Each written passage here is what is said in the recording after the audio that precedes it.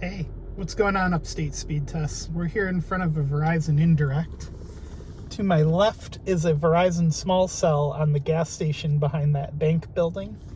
And to my right, out of view, on the other side of this car wash, is a hill that has a huge 200 or 300 foot tall cell tower with all the providers on it. So let's run a speed test. If I can get my phone to open. Starting with Verizon, we're most definitely connected to the small cell on top of the gas station.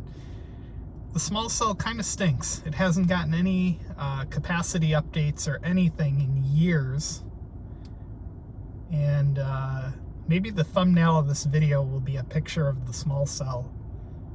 That would be kind of cool. Maybe I'll do that. Horrifically bad loaded ping times. 60 millisecond ping, 3 millisecond jitter. But yeah, this small cell definitely needs an update, and I would assume with C-band finally starting to be deployed in the area, or at least near the area, maybe it'll get an update.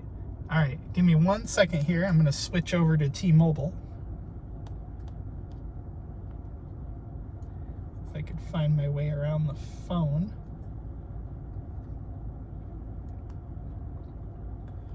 Give it just a second to get its act together here.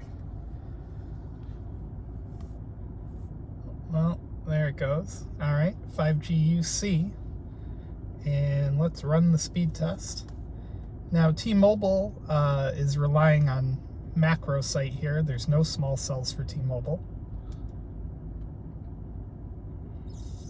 T-Mobile may also be on a macro tower that is on that hill behind me, blocked by the marquee for this plaza. But yeah, it looks like we're going to get 213 down and around 60 something on the up. Let's run it one more time just to be safe.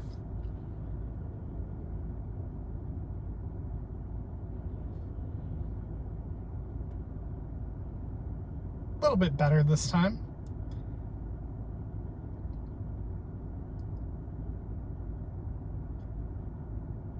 Loaded ping times are alright, but not terrible. Not great either.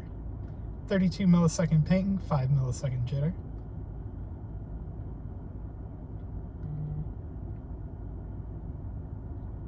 Alright, well, thanks for watching. Give the video a thumbs up and click subscribe down below.